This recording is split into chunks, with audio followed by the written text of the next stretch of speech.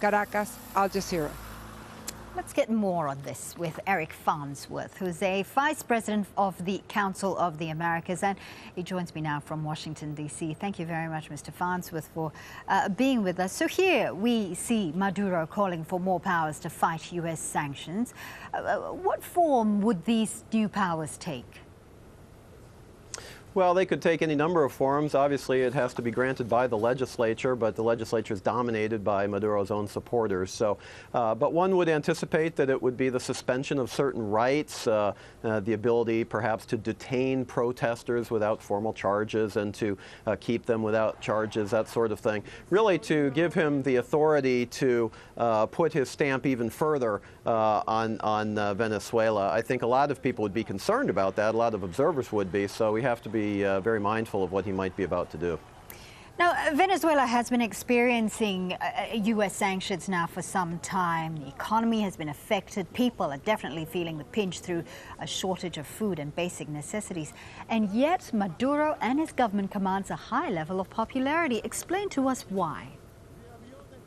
Well, that's a really good question. It does seem like a dichotomy. I mean, first we have to understand what the United States has done. The United States has not sanctioned Venezuela. The United States has not sanctioned the people of Venezuela. The United States has identified a small number of individuals who have been seen as involved in human rights abuses and has taken away their visas to travel to the United States and frozen some assets. So from that perspective, it's very limited. The shortages in Venezuela are a result of the mismanagement of the Venezuelan economy by the Maduro government, and before him, the Chavez government. It's a convenient excuse. It's an excuse that is frequently heard that the United States or the gringo or the imperialists have been causing us to do this. But the reality is the United States remains Venezuela's top customer.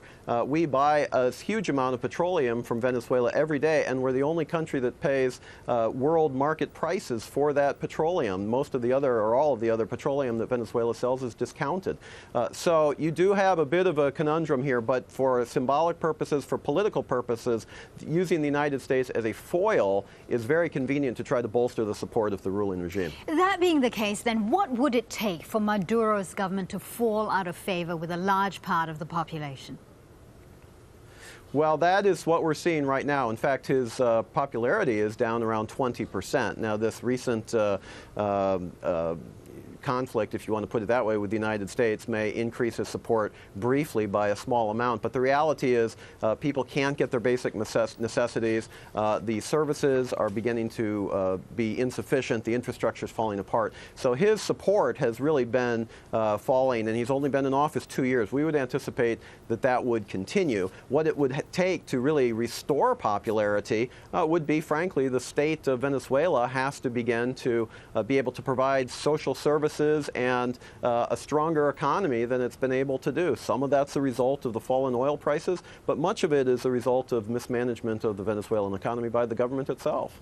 Thank you, sir, for your insight. Eric Farnsworth there on the tension in the U.S.-Venezuela ties. Now, a powerful 6-point